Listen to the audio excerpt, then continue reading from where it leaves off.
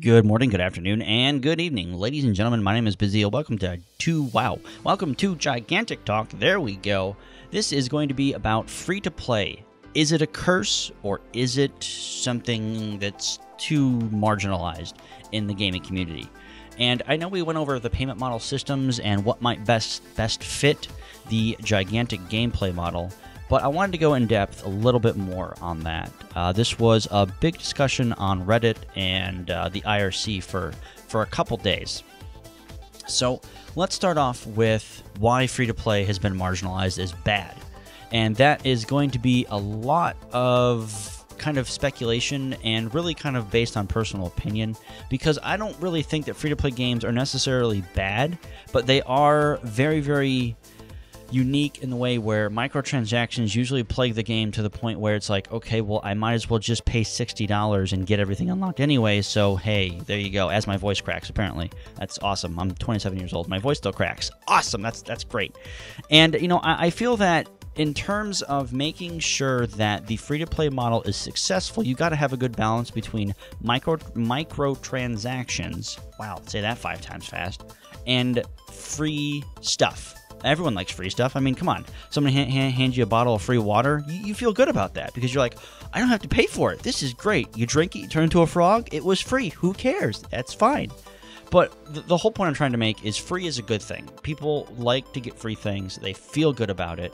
And remembering this fact, we can go look at Dota and how their free-to-play model makes you feel like you're doing something every time you play a game. You have that chance of getting an item. You have that chance of getting some sort of really cool courier or voice pack or whatever. And of course, the chances of that are very rare.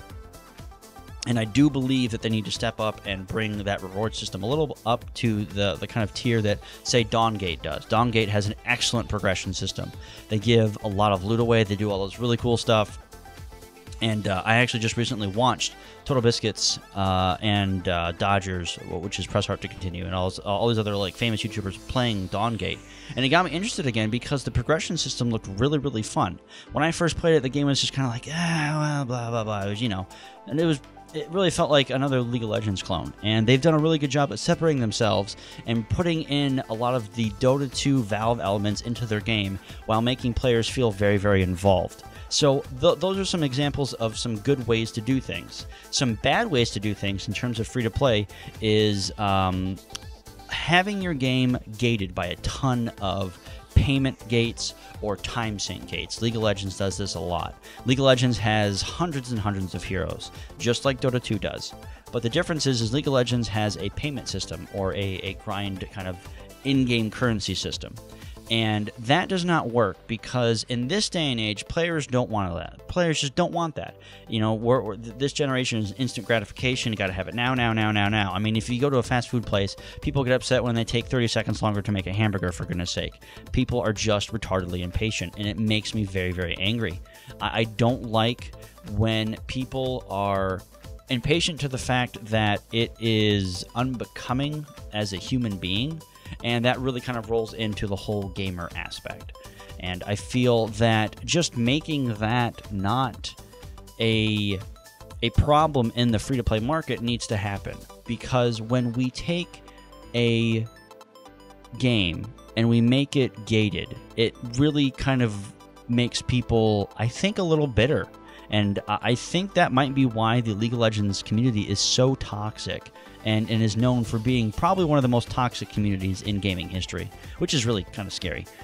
And I think that if we can take the lessons that League of Legends has done and really kind of ingrain all the good stuff that they have learned over the years with their free-to-play model system, and kind of make sure that Gigantic does not have a really high gated content for their free-to-play game. Because if we look at the stats and the statistics, I hate that word. If we look at those things, we see that players are more drawn to games that give out everything for free and put cosmetics and things that don't actually matter to the average player into their game. And I think that's why games like Dawngate and Strife and Dota are popular. Now, Dawngate does have some sort of gate, but they allow you to unlock certain things as you progress through each game. If you do well, if you're commended and that kind of stuff, you have a higher chance of getting better items, even heroes and skins and that kind of stuff. So that's actually really, really cool. So if we can take pretty much all those things and put them into Gigantic, I think that we're going to have something really, really special, because we have a game that's kind of like a MOBA, yes, and we have a game that's also going to be an action brawler shooter team awesome game. And I'm still trying to come up with some sort of acronym for Gigantic, and I can't come up with anything. So if you guys can come up with something in the comments, that would be awesome, because I think we need to broaden the genre a little bit, because a lot of people are using the term MOBA. And anyway, side tangent, I'll make a video on that later. And going back to the whole free-to-play thing, it is extremely important that we not only make players feel involved and included from the time they pick up the game to the time they quit or stop playing, that they actually had some sort of chance to get everything else that everybody else had. And I think that if we can do that, and if Motiga can do that, which I have no doubt Motiga is going to be able to do that, because they're fantastic developers. And I really encourage you guys to challenge the developers and say, hey, here's my idea, here's what I think you should do in terms of your free-to-play model. Now, me personally, I would really like to see their model be Dota and have all the heroes unlocked and have all their in-game transactions for money, for real-life money, not the in-game money, be cosmetics, be voice packs, and be different skins for the heroes. Now, if they choose to go down the Smite route, that's fine, but I would like them to definitely use the God Pack mentality that Hi-Rez did, which is you pay X amount of dollars, even if it's $60, that is okay, because that means we will be getting all the content. No, I shouldn't say all the content, because that's a very inaccurate statement. We'll be getting all the heroes that they release now and forever for free, and to most people, that's worth a lot of money. Personally, I would pay a full game's price for that, because it allows free-to-play players to not only feel included and like they have a chance to still compete with all the other players, but it also gives them a sense of progression as well, as they go throughout the game and unlock different heroes.